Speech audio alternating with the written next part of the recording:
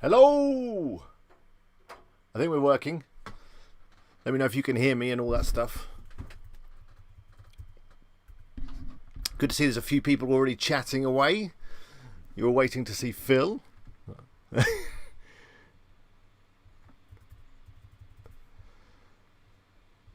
Oh, hang on, let me just bring my other screen up.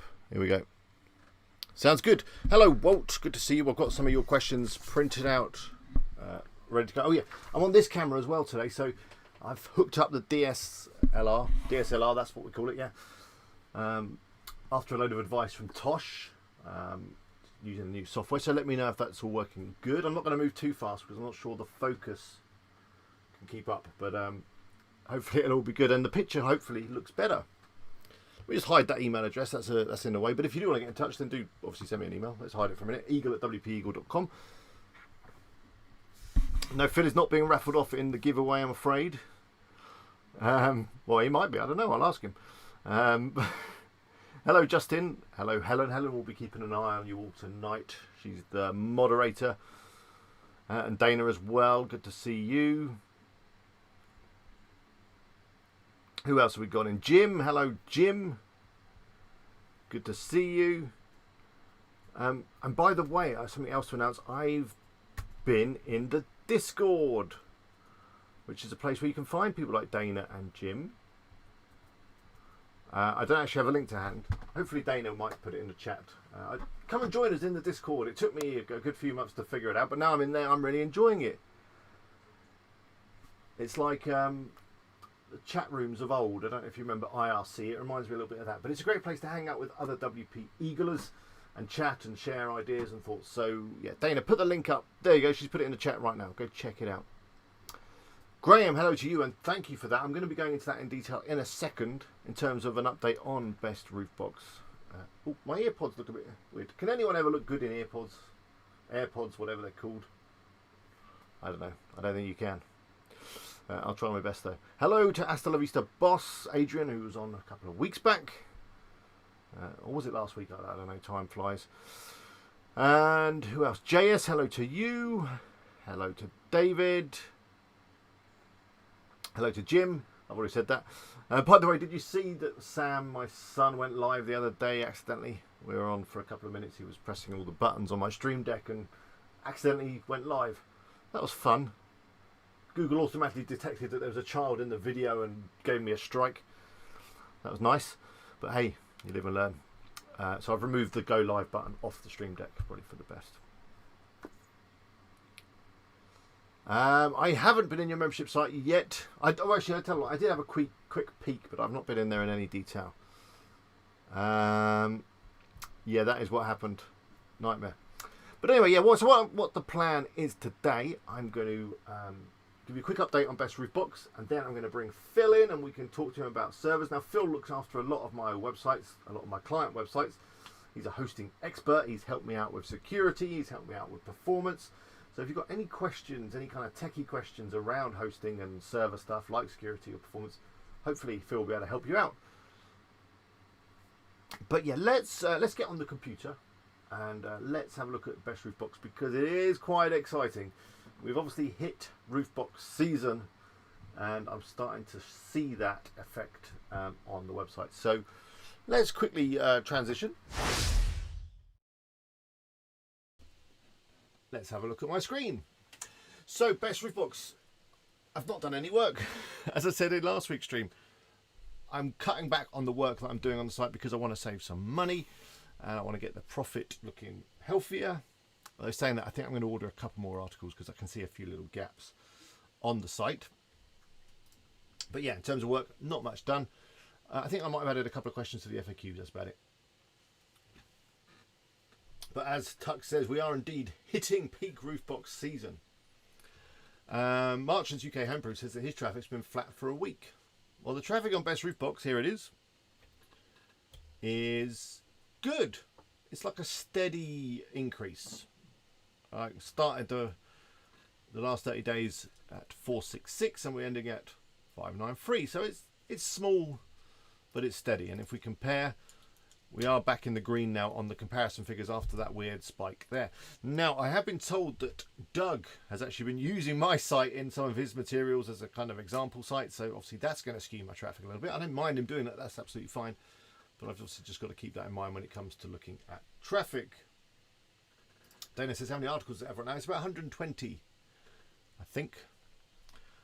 And if we look at the acquisition quickly down here, we can see that the growth is in organic search, looking really good, up 79%. So that's nice. How many impressions a day do I get? I'm going to have to look in Blooming Webmaster Console for that, aren't I? I think, or can I get it in here? Let's have a look. Maybe we can get it in here.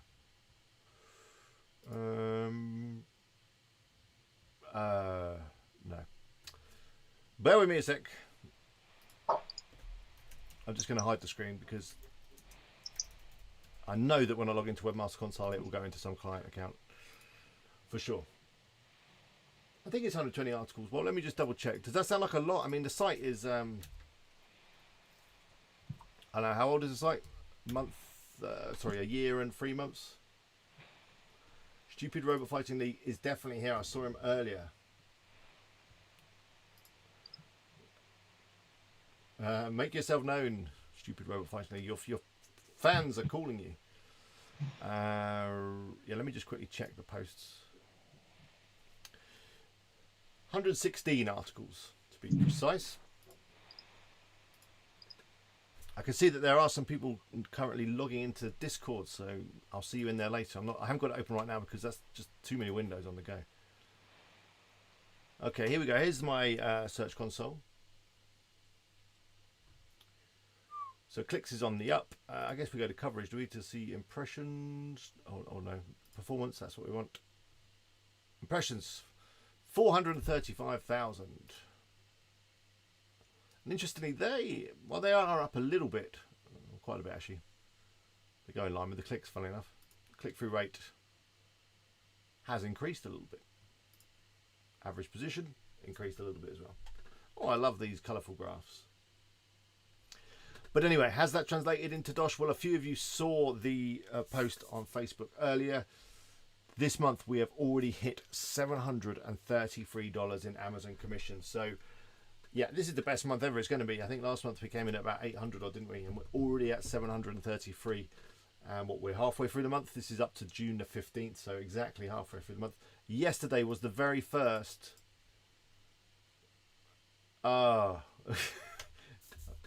Keep you in suspense. The very first $100 day. Let me just log back in and we can see that. Come on. Yesterday, 116. Yes, well, I'm hoping it could be a $1,500 month in total, but we'll see. It does always log me out, J5, because I try and be organised and get it up on my screen about an hour ago, and then, you know, time's out, whatever. And if we look at the last 30 days, then, you know, it's a four-figure site. 1,153 over the last 30 days. Anyway, Phil is waiting. I can see him on my Skype right now. We've been chatting. He's sitting here having to sit through this. So I think we should bring Phil in. Hopefully you've got some questions. So let me transition and then we'll bring him right in. Hey, let me just check you're not muted, are you? Can you hear Phil? Say hello. Hello, Phil. How is everyone? Can you hear him? Find out in a minute. Bradley says, what the last few months been like? You're talking about best roof box. All right, let me just show you quickly. Phil, you come back in a second. Yeah, they can hear you, Phil. They can hear you. Let me just do a custom and we'll go back a little while. In fact, let's just do this year. That's what we should do.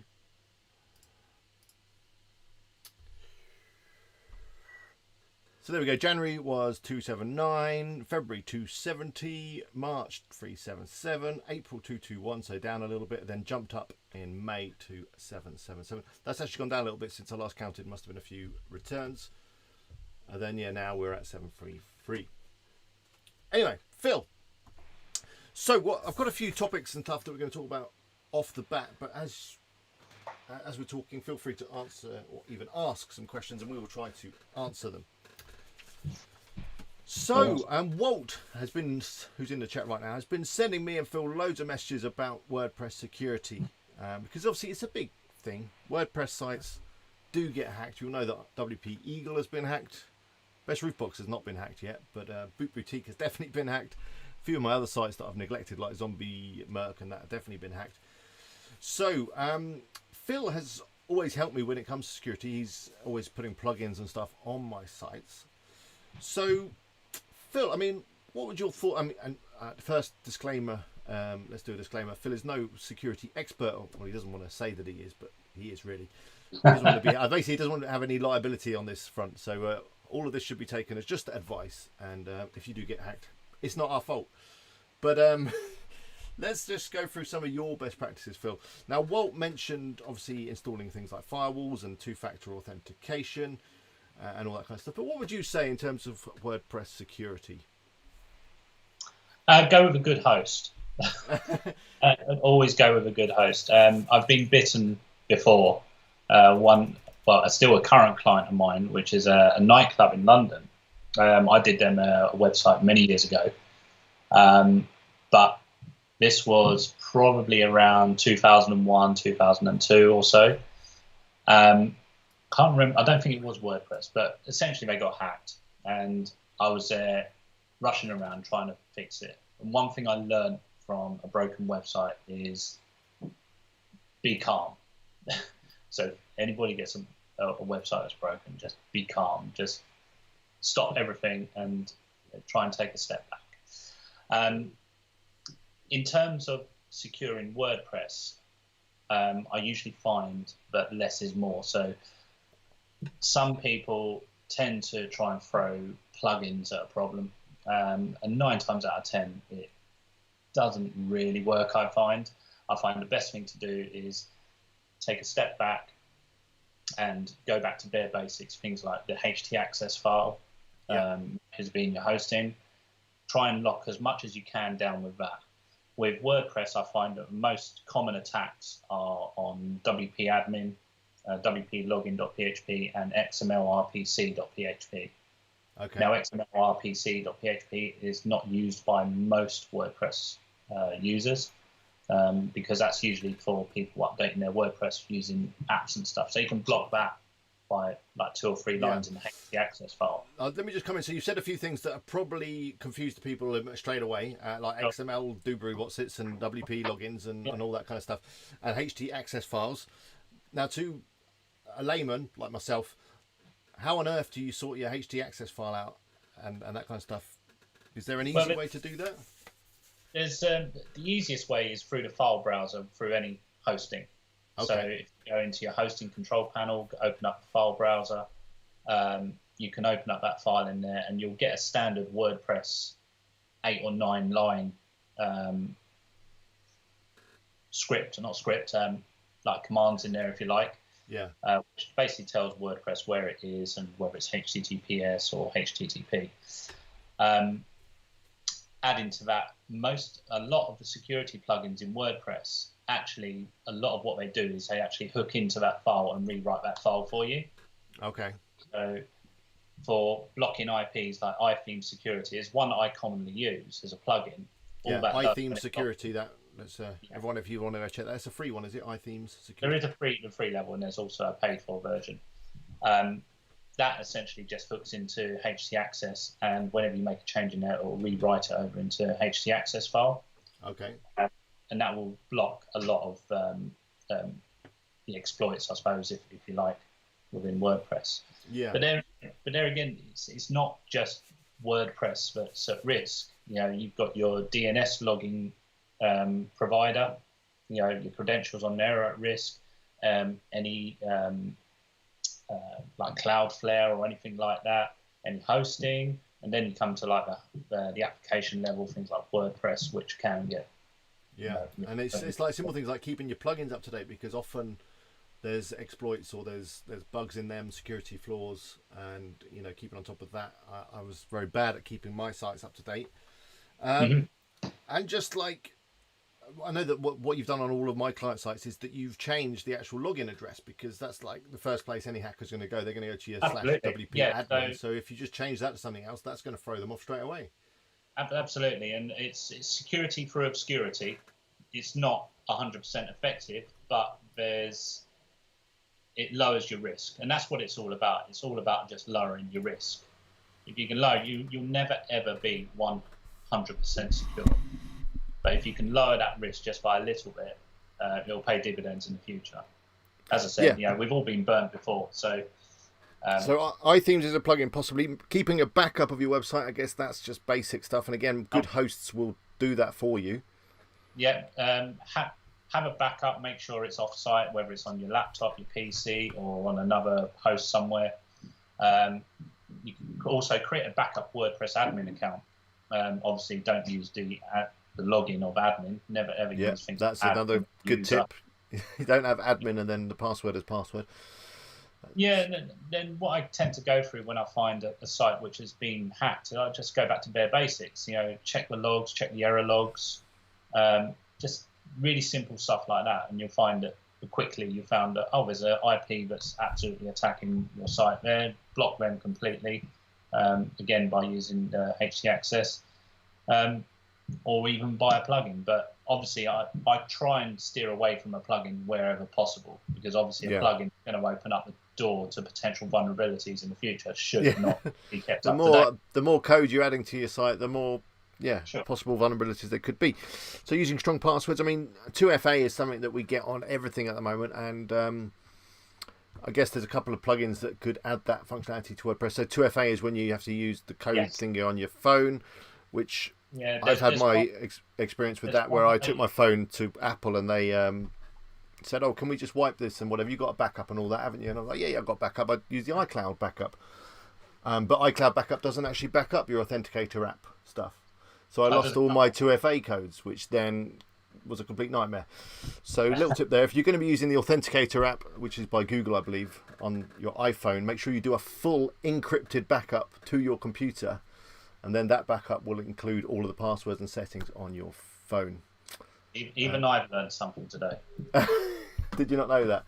2FA is great, but if you lose your phone, then you can be in trouble. Yeah, absolutely. But if I have to use a plugin for 2FA, I tend to go with, I think I've used it on WP Eagle, the Mini Orange one. Mini Orange, okay. Yeah, Mini Orange is... I've had good results with that. And you can get a set of backup keys as well. Should you you lose your phone, you get like 10 keys which you can save somewhere safely. Yeah, that's the key, isn't it? Yeah. So let's just quickly take a few questions. Producer I've said, Jesus, this guy is louder. Hopefully I've turned you down a little bit, Phil. You were at full blast, so I do apologise. Craig asked what WAF or which security plugin do you recommend? I think you've already mentioned it, which is the iThemes security plugin. So it's by iThemes who make. I tend to steer away from WordFence lately. I find it a bit bloaty. Yeah, a lot of people have obviously tried WordFence. It's a very popular plugin. When you say bloaty, what do you find? I also found with WordFence that it was always locking me out on my own site. Yes, well, that's the reason why we removed it in favour of iThemes. The iThemes one I find it's not too intrusive, other than email notifications. By default, I did notice that it was emailing like every single user in the WordPress database notifications. Yeah. That was a little bit annoying. J5 has a question: is FTP login at risk? If you're using FTP as in not FTPS, then yeah, because it's sent anything which is sent over FTP is all in clear text. So anyone could just grab that as it goes across the internet. And use in the middle, yeah. I think it's good practice to turn off FTP access if you're not using it, is it not? Yeah. I very rarely use FTP. I use SFTP over SSH, which uses a completely different port number. And if anybody needs to know any more about that, then I should be able to help. Okay. MMK Ventures asks, Phil, other than protecting against a hacker trying to log into the site, are there other ways they can get in that we can worry about? Or should worry about? Vulnerable plugins is one. Your hosting, vulnerable themes, WordPress being vulnerable. There was a WordPress update the other day, I think, wasn't there, which allowed media to contain script to be uploaded. So if you've got an upload option on your website anywhere, they could upload a script via a media. Like a little backdoor script or something, yeah. That affected every version of WordPress, 3.7 all the way to 5, whatever it is now. Bradbury asks, what does Phil think about cPanel? I moved host, and although it's good at what it does, I can't say I like using it. cPanel, I feel... I've used cPanel, I've used Plesk, and I've used the one that I currently use in this CWP. cPanel, I find it's pretty good. It does what it needs to do. It's not exactly intuitive. I'd say Plesk is probably more intuitive as a control panel than cPanel. They can be a little bit techie because they're designed for server techie type guys, aren't they? Yeah, that's it. It's just a way of managing your server and your hosting, if you like, through an easy, controllable interface. Either that, or you're going to be using the terminal on your Mac or something like that on your PC, or the equivalent on your PC. Yeah, and that is ultra geeky. That is when you start terminaling into things. Yeah. But at the end of the day, you're kind of stuck with whatever your host gives you, aren't you, when it comes to your control panels and your cPanels. Walt has a question. So we're just talking about changing your WP admin. What is the easiest way to do that? Or the best way to do that? Is it, do you use a plugin, or can you manually hack away at WordPress to do that? It comes part of iTheme security. So if you want to use iThemes, it actually does come as part of that. So you go to the advanced, perfect, change it from there. There is another way of doing it. You can rewrite the URL using the htaccess, but I've never really had to. No. Do that. For the easiest way and quickest way is going to be using that plugin. Then absolutely. Let me just quickly do a little commercial break. So Phil does offer hosting. He hosts a lot of my sites and a number of your sites, I believe. A lot of people in the chat that are using Phil. If you're interested, now Phil, he's not like SiteGround and the other guys. He doesn't have a load of like a menu of services. It's a bespoke setup. So if you are interested, head over to wpeagle.com/services/hosting. Yeah, that was a nice, easy URL. Or come over to WP Eagle and you'll find it under services and WordPress hosting. And there's a little form. Fill that in, and then Phil will get back to you with a bespoke quote for your server needs. And I think Phil's especially good if you've got multiple sites, because you can have them all in one place. He may even give you his mobile number so that you can text him all your problems, or maybe that's just me. I don't know. I'm not going to guarantee that. But in terms of support and stuff, he's been very helpful. He uses Amazon, I believe, as the backbone for all this. So the AWS service, is that right? Various. Yeah. It's not just his old PC in the back office at his house that he's putting all these sites on. He is actually using some big infrastructure. And yeah, and he's helped me with things, not just hosting. So if I have a trouble with plugins or whatever, and he's even actually dealt with a few of my customers, like dealing with their problems, so I don't have to deal with them. So that's been fantastic. So if you've got multiple sites or you're looking for some serious hosting, then get in touch with Phil. I say, if you do it through wpeagle.com, then Phil might give me a little kickback. Anyway, let's go back to some questions and some chat.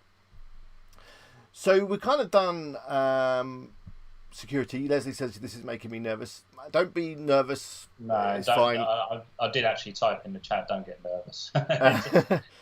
you need to just remember is use a password manager for saving your passwords. Don't use the same password on every site. Yeah.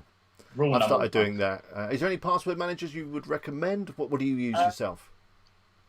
I actually just stopped using LastPass. Why is that? What was wrong with that? Because of its annoyance of actually popping up. Do you want to save this password? In every single form that you open on any website. Yeah, that's it. And I've gone back to the standard Apple integrated one which works between my phone nicely and my laptop. So it's just built into Safari, Keychain, yeah, it just works. Seems to work better for me. Okay, so that's a free one if you're on Mac. I don't know if there's equivalent on Windows now. There may be. I use Dashlane, which I found has been particularly good. I mean, again, you can lose sleep over all these things because you're thinking, well, I'm giving all my passwords to some company. I don't know who these people are. Is it going to be safe? But sometimes you just got to not worry about too many things. Otherwise, you'll be worrying a lot. But yeah, stop using the same password, which I did for many, many years. And I think there's a site you can go to where you can put your email address in, and it will tell you all the times that your data and passwords have been leaked out onto the dark web, can't you? I think also a lot of the credit scoring companies now do that as well. So you put your email address in there. I think, is it Credit Karma or Nodal or something like that? The free one. Yeah. Here's an interesting question for many mums. So what happens if Phil is sick or he's on holiday? Well, it's funny. That's happened before, isn't it? Yeah, he's helped me out when he's been in the middle of a field camping. Yeah. Is there anyone else with you, Phil? I think that's the question. It's I'm partnered up with another company called Theravada UK, which is a managed service provider. So in the event of me not being available, there's contact details there for any problems. Perfect. Yeah. So what happens if you do actually get hacked? What would you recommend? What would be your next course of action? Well, the first thing I've done, I think when WP Eagle was hacked, I actually locked down access from the entire world just to my IP, like your website, just to my IP address. Yeah.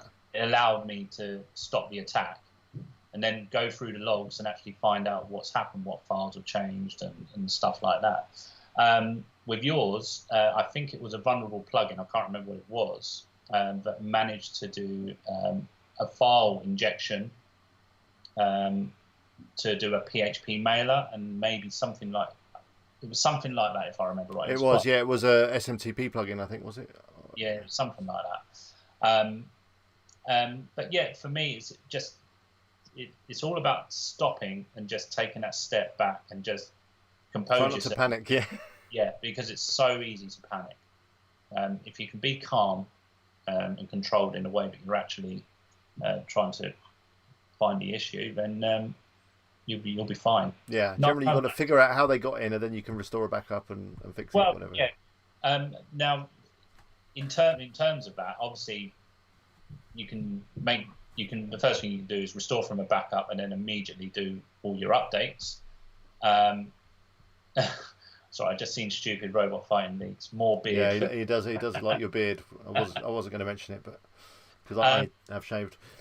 Yeah, restore from backup. That's probably your first port of call. Obviously, if you don't back up too often, you may have an out-of-date backup. The other thing I tend to do, first of all, is just to make sure that WordPress, the integrity of WordPress is good, and just download the latest copy of WordPress and overwrite everything in there. Obviously, take your own backup prior as well. And it's the same with plugins. Download them, just overwrite everything. So with nice fresh ones, so that you know that no one's been fiddling with any of the files in there. You know, you've then got the latest plugins, and you'll probably find that at that point, most of the attacks just tend to stop, or most of the virus or whatever it is, or malware, which is on your site, will be stopped. Yeah. Let's go for a few more questions. Right, I'm desperately trying to keep on top of the questions, so if there's a little bit of delay, that's just because it takes time to answer questions. So, Praveen, I know you've asked your question twice. In fact, your question is long. I think we may have already covered some of it, but it's basically how to secure our hosting for hackers. We mentioned that iThemes security plugin is a good one. Renaming your login URL to something else, adjusting your HT access, making sure that you use a good password. Don't use the admin account. And the other thing you can do, I don't know why I forgot this, is you can actually put a password on your WP login. Yeah. So it's just a HTML password, and that is very secure as well.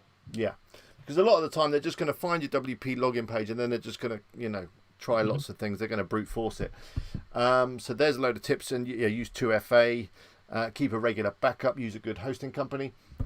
And also your current use hosting. I'm not quite sure what that question means. I use Phil and I use SiteGround. They're my two main hosting, but the majority of my sites are now with Phil. I think it's only Best Roofbox that's still with SiteGround, purely for ease of use. I obviously recommend SiteGround because they've got good support and they're easy self-service. That ties in with Kirk's question, which I just saw. What other hosting would Phil recommend, obviously apart from his own? Oh, well, I wouldn't. No, seriously. I've used many hosting over the years. I've used GoDaddy, HostGator, WebFusion, which is now 123reg. I've used SiteGround, A2, whole bunch of them. And the best one, user experience is actually genuinely SiteGround. and in terms of support. Yeah, a lot of people have said that. I mean, the support, they've got rid of the live chat, which a little bit weird. But I don't know if that's just a COVID thing or if that's a permanent thing.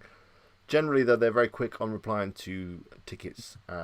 Anyway, so let's go for a few more questions. Phil, can you repeat the top 3 hacker exploits one more time? Oh, wow! I think it was a WP admin login, crap password. The actual exploits themselves are things like cross-site scripting, which I've got a couple of links here.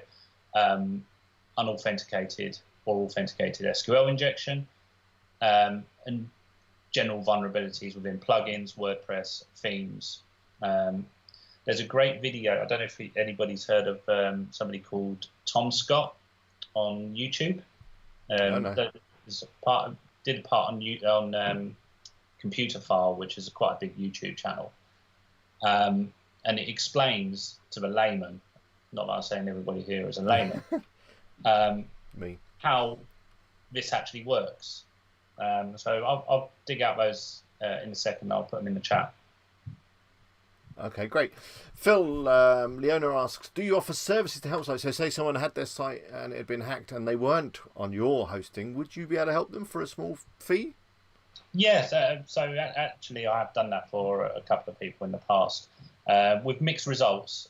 Sometimes a site is too far gone, but it has to be restored from backup from whenever they did a last backup. But 9 times out of 10, I can successfully clean it, yeah. Cool. Leslie says she was on the SiteGround live chat today, so maybe it's come back. I don't know what I'm talking about. Stupid Robot Fighting League hosts on a ZX Spectrum. That's good. Does it? It'll probably work okay. Revenue and Incomes says Loginizer is a WordPress plugin that helps you fight against brute force attack by blocking login for the IP after it reaches a maximum retries. I'm sure the iTheme security does that as well. Yeah. So we. By the way, Revenue is Simon, who was featured in a recent video. We actually do that at a server level. So we find that the at server level, we actually monitor the logs of how many people try to post to WP login.php. And if you actually go on the Spiderweb website, you'll see how many IPs that we've actually blocked over the last, I think it's over the last week, just by monitoring that. So, okay, I'm just going to bring up your website. It's down in the bottom left of the site. Okay, yeah, so if you want to check out Phil's website, I'll put it up now. It's at spiderweb.co.uk. He has misspelled spider, but let's not hold that against him. he put a typo in his original domain and it was too late by that point, so he just had to go with it. Yeah, 6,509 IPs reported.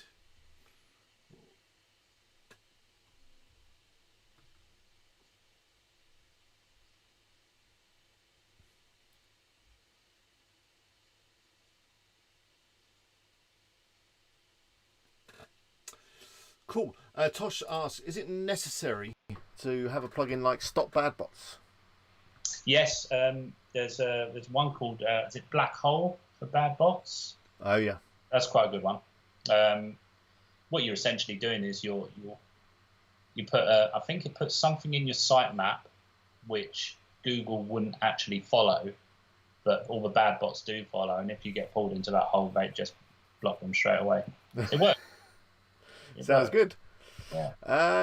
Many mums ask, she's wondering, do some niches get more attention from hackers?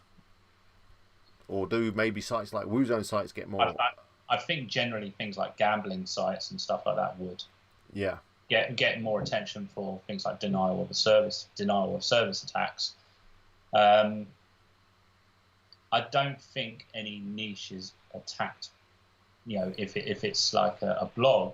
However, you need to remember these aren't necessarily attacks which are coming from individuals. They're coming from a network of computers which have been compromised, potentially something like a Windows or even a Mac machine which has got a virus on it, or another server somewhere which has got a virus on it, and that's being used to attack all these machines. When you look at the IPs which are actually doing the attacking, a lot of them come from AWS, Google Cloud, OVH. What's the other one? DigitalOcean. So these are all like servers built cloud environments, which actually hackers are using them to attack. Yeah, absolutely. Yeah. So, Robot Finding said, does Phil cut out? Maybe. Again, the production on the stream is high quality. Let me check that. Yeah, Phil was muted on that, so now he's unmuted. Do apologise. I'm still getting a hand of this eCam. I've only had it 2 months, haven't I? Right. Any tips for hosting my own site on a HP DL3 ATG5? I wouldn't host your own site. It's a G5. It's only probably 15 years old. Yeah. I wouldn't. You don't want servers and things in your house hosting across your broadband. That's just not going to work. That will cost more to run that than it would actually to heat your house for a year. Yeah. Don't do that. Yeah. MMK Venture says, one of the things I use is limit login attempts, which quickly and easily shows some of the login attempts. So I add those in the blacklist. Is that a good thing? Your thoughts on that? Yeah. The other thing I've actually done, I think I did it for, it was Helen actually, I did it for, was you can actually block your WP login to all countries other than your own. So all the other countries can still view the entire site, but they just can't get to wplogin.php. And that's something which can be also done using the htaccess file. It's a very powerful way of blocking out malicious hosts. Well, let's move on a little bit from hacking. We'll still do questions on that, but I want to move on to site speed. Just one final thing before we do that. So Tux the Penguin just says, why would people hack an Amazon site?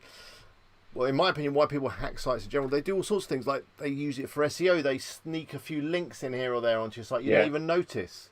So they're doing their link building by hacking sites and adding links. They do all sorts of things. They're not necessarily going to come in and deface it so that it's got you've been hacked with some weird music playing across the homepage. They don't always do that. Sometimes it's a little bit more sneaky. They just creep in and do some little things that you don't even notice. Why do you think people hack, Phil? Have you seen different reasons? Most of the reasons is exactly as you say. It's for those they're almost, I suppose, like backlinks, I suppose, aren't they? Yeah, it's like Black Hat SEO. Yeah, they hack sites and add backlinks, and Google obviously count those links then, and they get SEO clout. Yeah, I think we've all been gone to a site which we found through Google, landed on it and gone, something's happened to this site, this looks a bit dodgy, and then you obviously click away. That's probably a site which has been vulnerable at some point, or it still is. So let's move on to speed, because after security, or maybe before security, speed is a big thing. Bertie Bowl asks, with site speed being so important now, this is kind of a nice crossover question.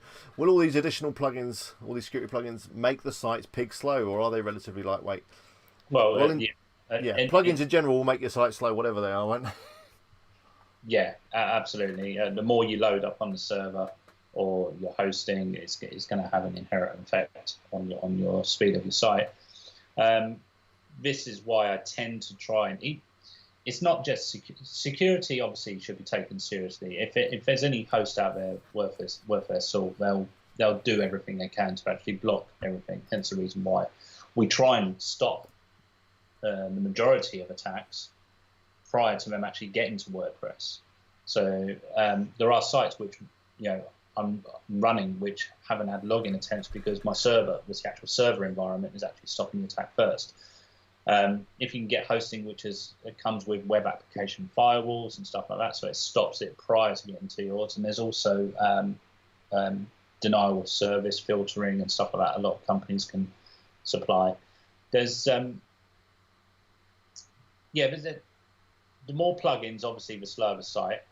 I would say try and go back to basics. Like, do you need a Google Analytics plugin for your site? No, don't really. You can just copy and paste the code into either your theme or insert headers and footers, which you'll be using for other items as well.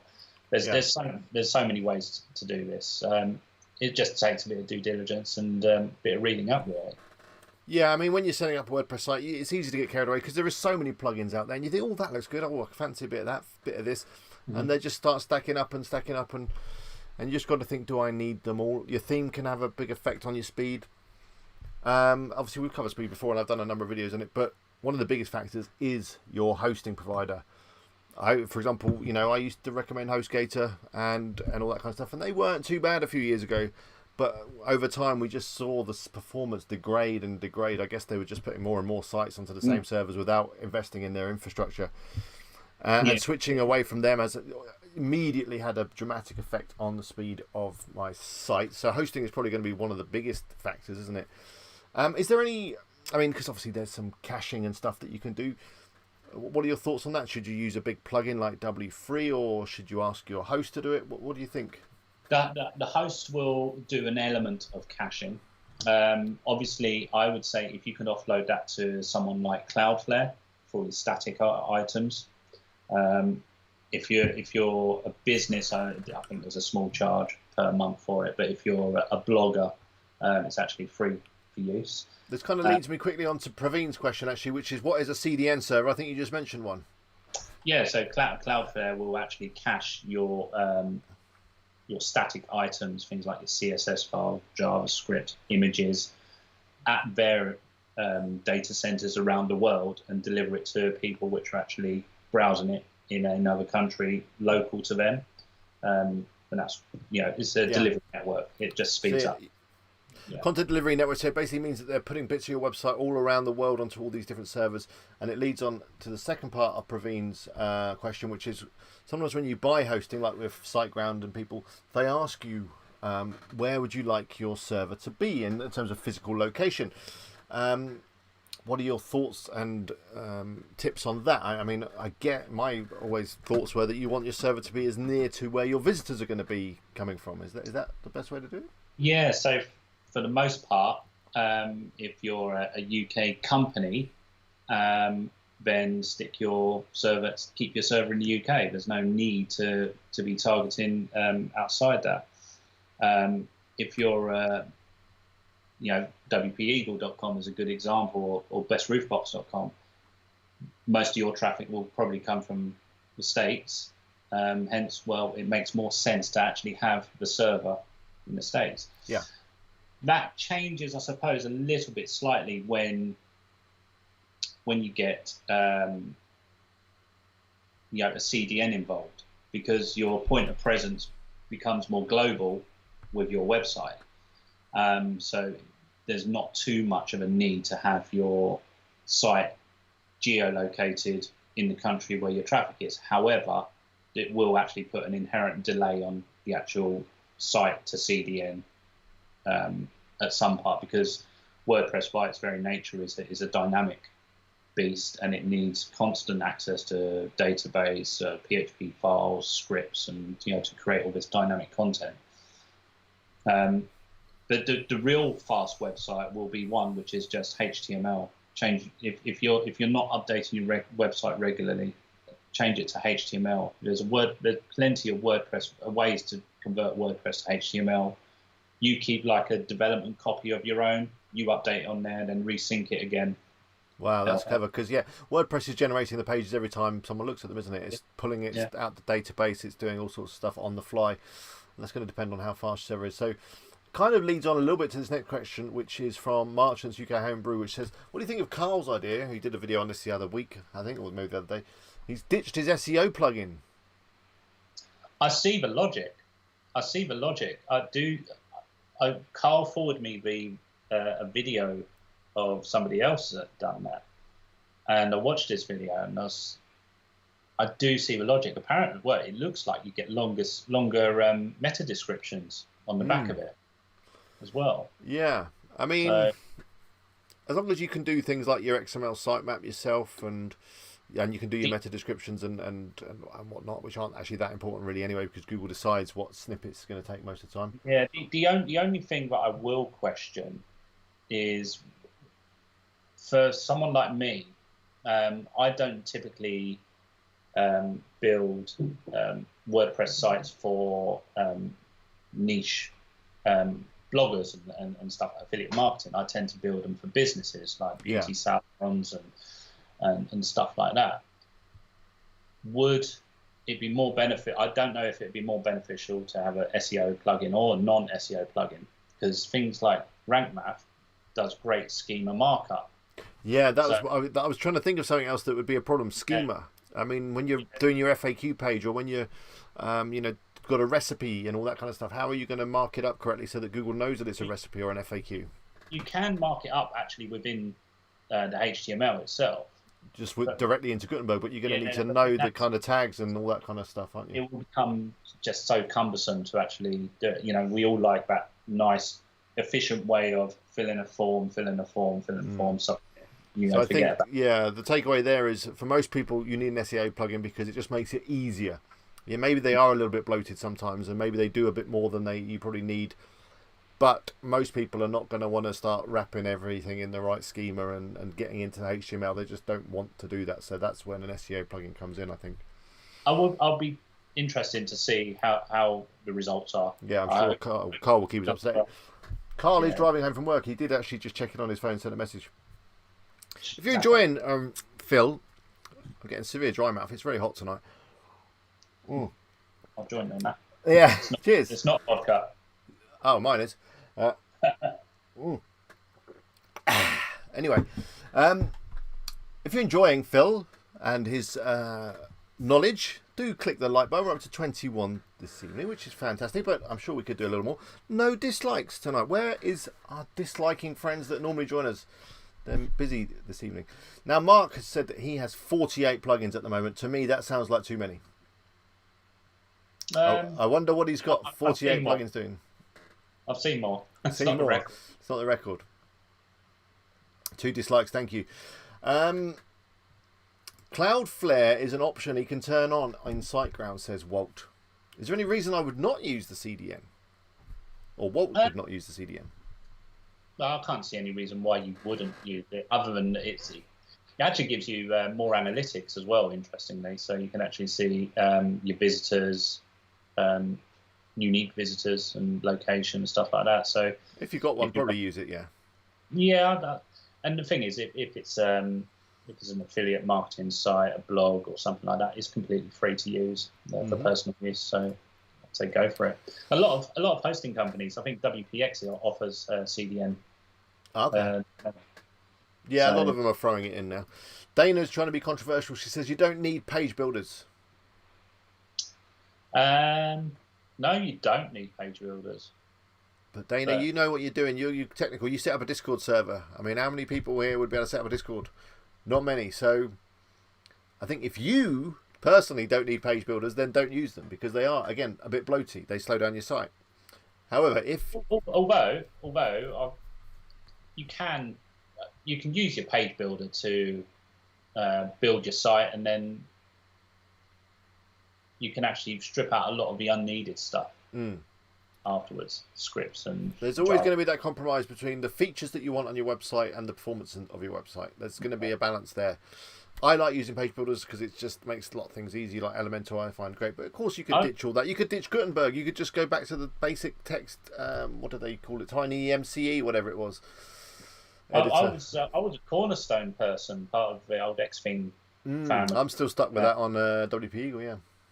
And I've actually We'll get to that in a minute. Yeah. My beard. That corner of my eye. Well done. And then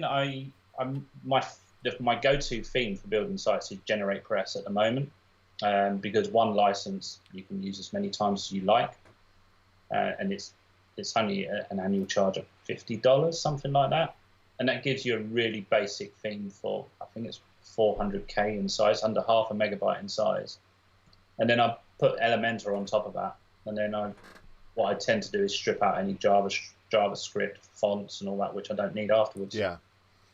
Great way to get your performance up. Let me just, I'm quickly scrolling through the chat. I know we're a little bit behind, but the super chat did come in from Stu Robert finally. He's obviously on a budget tonight. We're down to $2 New Zealand, which I'm, of course, very grateful for. I don't know if Phil will send samples of... In fact, I don't want samples of your beard. Thank you, Phil. But you still get a bit of horn. Did it work? Did anyone hear that horn then? I didn't hear it.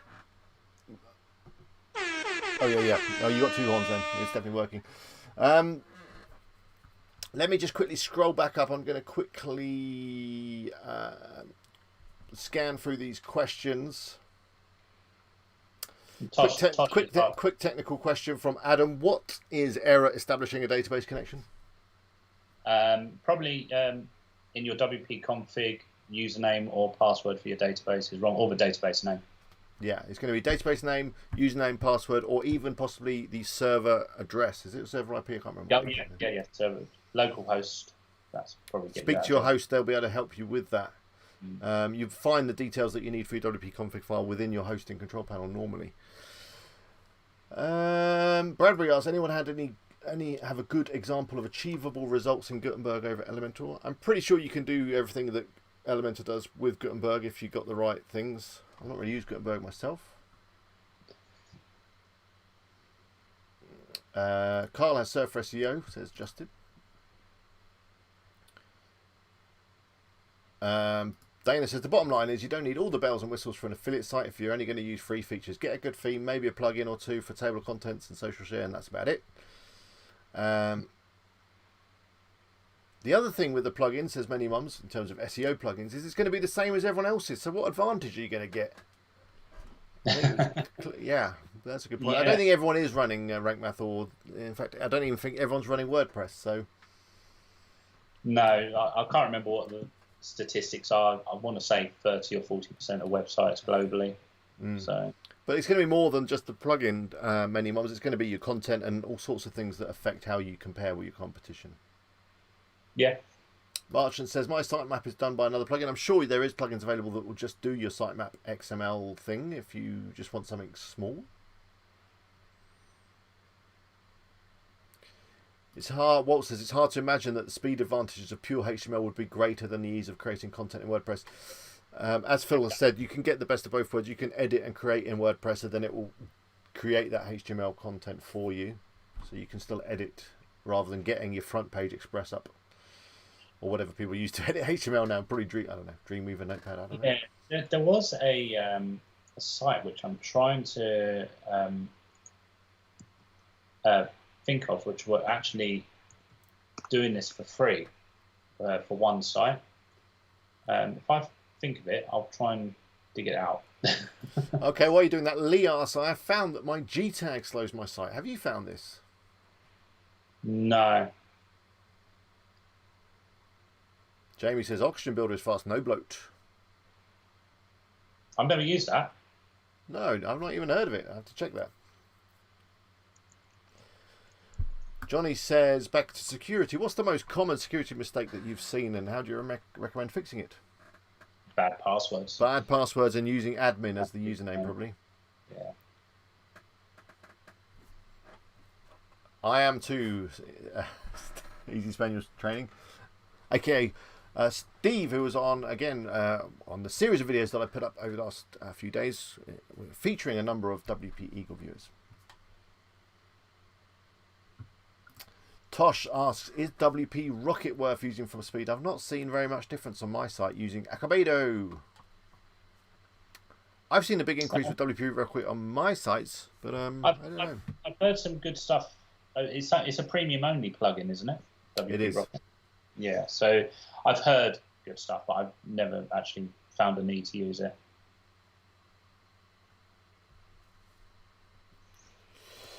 Many Mom says, what's the minimum speed on mobile and desktop? I guess she's referring to Google PageSpeed score. What kind of speed are you happy with? I mean, I pushed mine up into the 60s, 70s on the mobile and 90 something on the, even 100 sometimes on the desktop. I tend to find it's the PageSpeed results don't actually reflect real world. No. So I could browse a lot of the sites which I've done in the past on mobile, and they load within 1.5 seconds.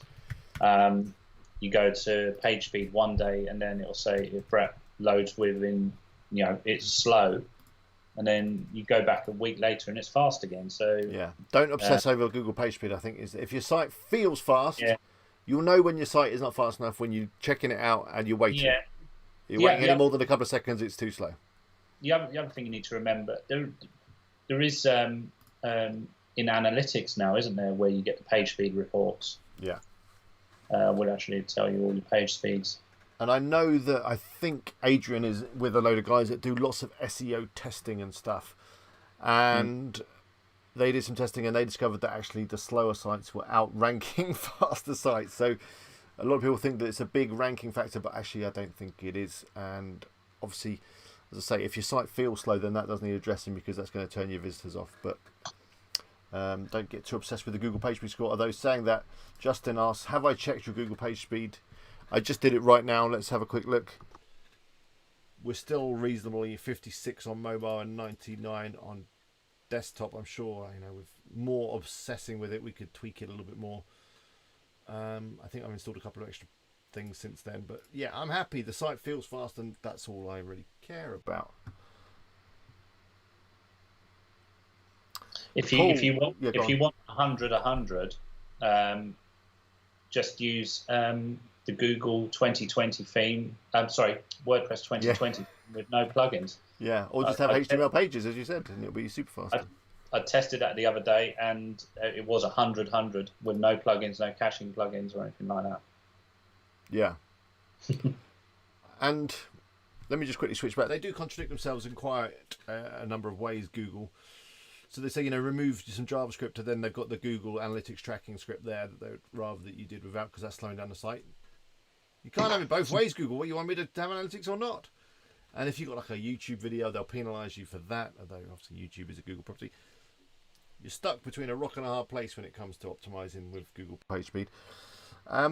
Paul says that he started his blog with Gutenberg and he produced around 8 posts. Then he tried Elementor and it buggered it all up, so he gave up after paying his 48. Oh no, nasty. That can happen. I think always back up before you make a change. Yeah, and sometimes that is the trouble with page builders, like you mentioned. Cornerstone with Xtheme and obviously Elementor is that if you then you've created a load of content and then you want to switch page builder, that can be messy. Yes. Yeah. Cornerstone injects a lot of CS shortcodes, if I remember rightly. Oh God, yeah.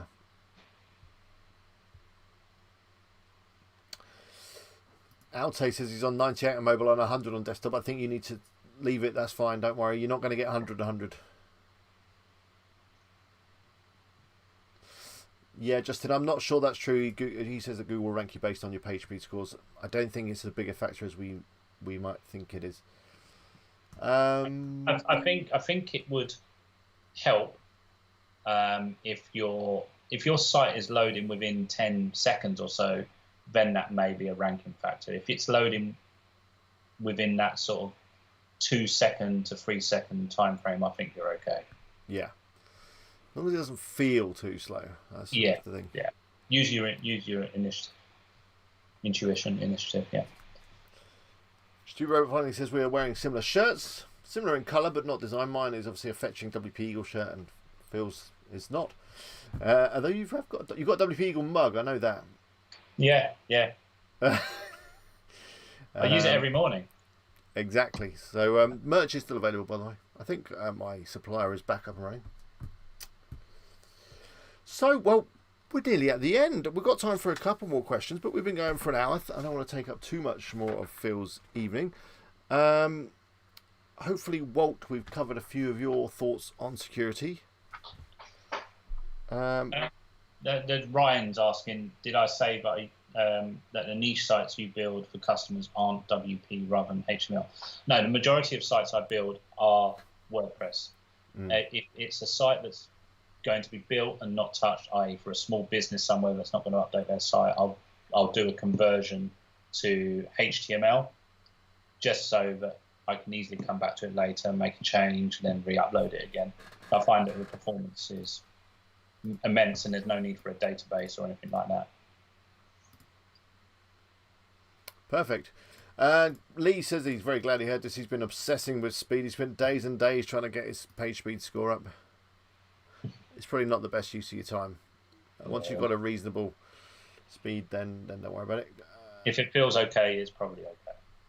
Glenn Miller asks, can I change hosting to put them all on one hosting company and the average cost to host? As I said, drop Phil a message via this page on my website, which you'll find under Services WordPress Hosting. Fill in the form, Phil will sort you out. But of course, yeah, you can easily move sites across. In fact, Phil will probably help you do that. Will you, Phil, maybe? Yeah. He'll help you move your sites over. any hosting would actually get free migration. Yeah. So help you move everything over, and of course you can have all your sites in one place. That's fine. Sure. Another stupid robot fighting league super chat. Phil, who is your web host hero and why? Oh, is there any? I'm trying to think. No, I like the alligator from HostGator. What a bizarre question. Dana agrees with you. Says if there won't be any changes, then HTML is fine. Here's a question from Walt. What's the mistake people mistake? What's the people mistake? What do they forget when they need to restore a site from backup? What's the mistake? I think there's a question here. What goes wrong when people tend to restore from a backup?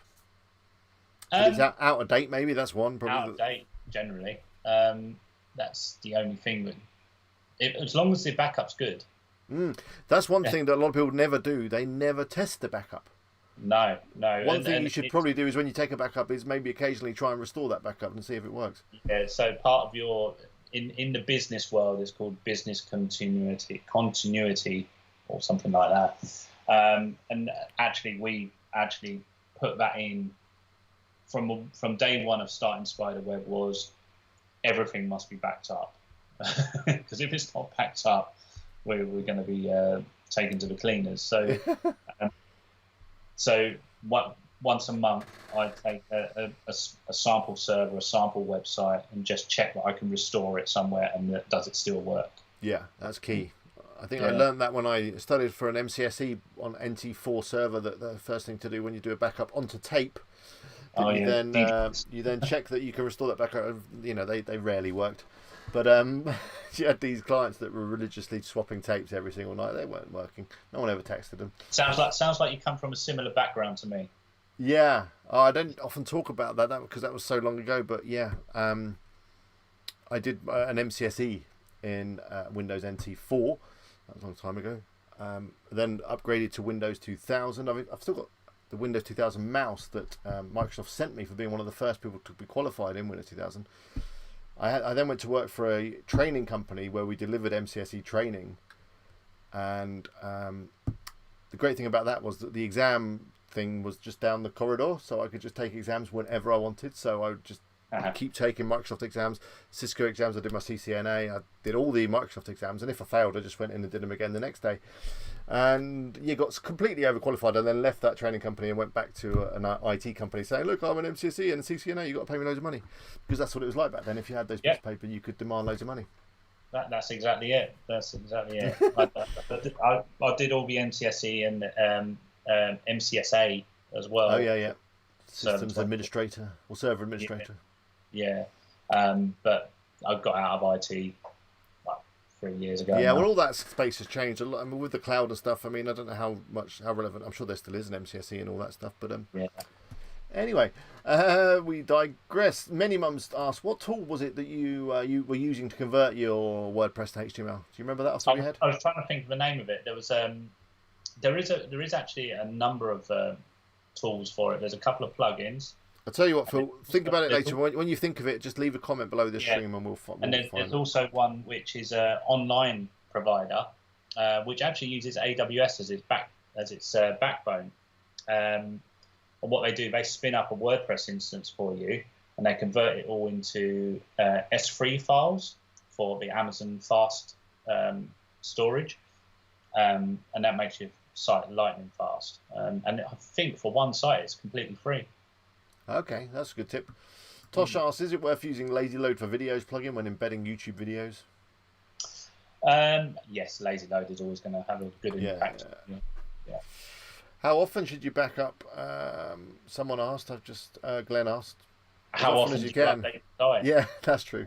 If you're only updating your site every week, then you only need to do it once a week, really, don't you? Yeah. So we obviously there's a few of our customers which have very dynamic sites.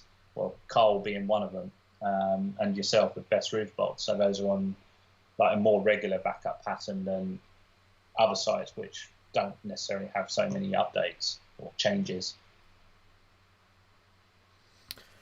Stupid Robot Fighting League Super Chat, thank you very much. Should we have the glockenspiel? It's soothing, more soothing, isn't it? I suppose you've already had your horn. I gave it to you earlier when I doubled horned. Yeah, he's pregnant. He's not pregnant because that would be a freak of nature. But what should they call my children? I think you've got one called Carl, haven't you? So you call one Phil. Yeah. Call them all Phil. Phil 1, 2, 3, and 4. Yeah. Aaron K says Phil is a good man. That's very kind. I'm sure Phil appreciates the kind comments.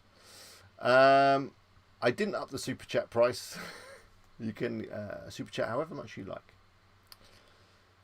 And well, yeah, I think we'll come to the end. The questions have run out, and well, it's been fantastic. I think people. Oh yeah, there was one last question from J5, who I have spoken to in the past, and I know what sort of sites he has. And the question is there: do you accept adult sites or anything dodgy like that? Only if it's actually within the terms of AWS and all my other providers. So, but obviously it would never ever go near an IP address which has already been used by my other customers. Yeah. You'd have to speak to him, I think, about that, and It'll be a premium as well. You'd have to be premium and all that stuff and whatnot. But I'm sure everyone has their price when it comes to hosting dodgy sites. Not that your sites are dodgy, but it's just a grey area, isn't it? That gambling, smoking, drinking, drugs, any of that stuff. There's a lot of companies don't want to touch any of that stuff. MMK Ventures, thank you. You come back again. I know you did some fantastic super chats last week. I do appreciate it. You definitely get a horn. And some glockenspiel. And some applause. I actually was looking for some new sounds today. I didn't find any, as you can tell. And as Jim says, hit the like button. Do appreciate that. It really does help me out. Am I allowed to like it as well, or does that not count? You can like it. That certainly counts. Aaron asks, I'm starting a web design business in Edinburgh. Any tips? Do your first... web design is not my first business angle, but one thing I've learned is do a few cheap ones first. Build your portfolio. Do a good job.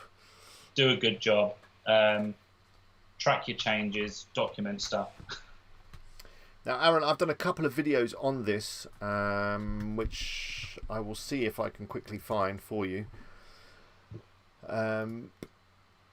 But basically, yeah, as Phil says, do some stuff on the cheap, possibly even for free, just to get yourself a little portfolio. Do some good work, look after your clients, and then your work will hopefully speak for itself if it's of any good, and work will start to come. Let me just see if I can find it. Yeah, Dana actually raises a good point as well, and it's something I thought of doing when I first started. Was not necessarily fake businesses, but almost like build your own sort of portfolio demo sites. Yeah, that's one thing you can do if you don't have any friends or family or clubs or anything you could do sites for. Yeah. I've just posted a link to my video on that where I talk about pricing and making money and selling WordPress services and all that kind of thing, which is something I've done. In fact, I had a client today ring me. They want a new website. I'm in two minds whether I want to do it. I don't really. You'll see, Aaron, that clients can be, and as Phil knows, they can be quite time consuming. But yeah, Helen has put a post to the Facebook group. Do join us there. Be good to see you. And of course, join the Discord, which Dana will put a link to as well. Be good to see you in there. My email address is this one. I'll put it up above my face there. I'll put my email in the chat. Yep. Discord is there. And there was another quick question.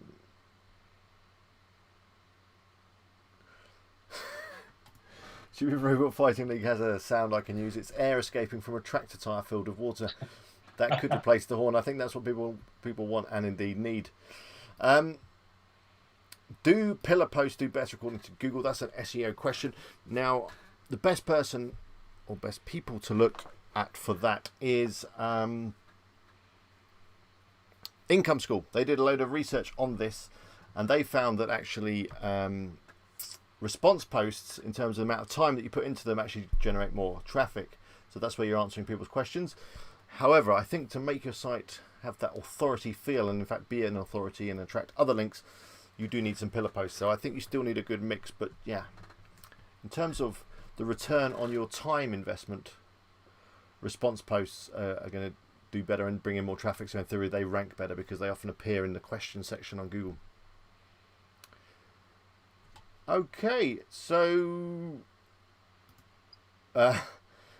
another super chat. Now half the buttons have just disappeared on my Stream Deck. Unfortunately, that wasn't the sound one, so they still work. Yeah, go check out Dana. I did a video with Dana, in fact, and she has a service on Fiverr where she'll review your site and she'll give it the once over. There's Phil's email address. Do drop him an email. But anyway, let's say goodbye and thank you to Phil. I'll speak to you soon, Phil. Thanks very much for coming on. I'm going to do a transition and turn around. Time my broadband went down, says Easy Pun Training. Well, in fact, Virgin Media came out yesterday. I was quite scared of that because I didn't want any coronavirus carrying engineer in the house, but he fixed it. He changed a few bits and bobs, and now the broadband seems fantastic. So hopefully it will never go down again, but who knows? Very last question to leave you on is: do deactivated plugins still slow your site? Yeah, get rid of them. Yeah, get rid of them. On that note, what's the point of having it on there? There's no need. Exactly. Yeah. Transition.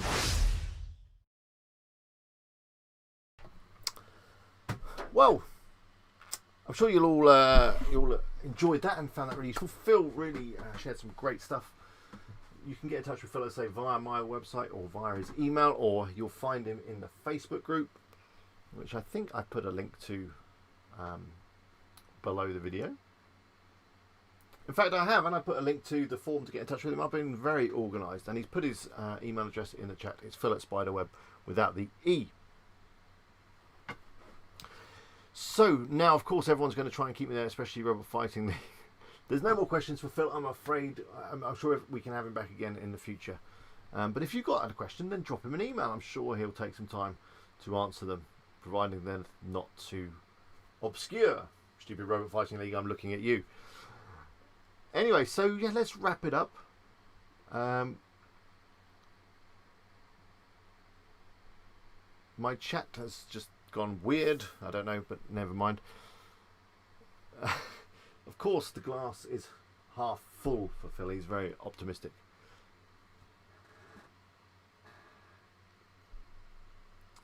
But anyway, on that note, I'm going to love you and leave you. I'll be here again at the same time next week. I'm hoping to get a video up this week that's going to be a full-length tutorial, but we'll see how that goes. But until next time, do click the like button if you enjoyed tonight's stream. I'll see you in the Discord. I'll see you on the Facebook group, or in the Facebook group even. And yeah, the Discord link will be in the comments after this stream, I'm sure. I need to make it more prominent. There we go. Dana has just put it in the chat. Anyway, on that note, I'm going to do the countdown. 5, 4. You can hear me. 3. I thought the sound had gone. 2. I will have a look at your site, Simon. 1. Stupid Robot Fighting League, you get one last horn. Thank you for that super chat.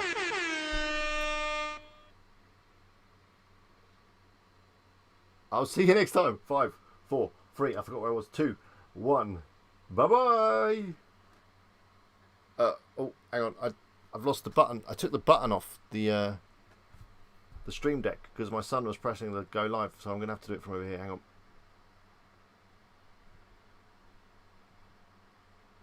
No, it's not working. It's all gone terribly wrong. I have to turn around.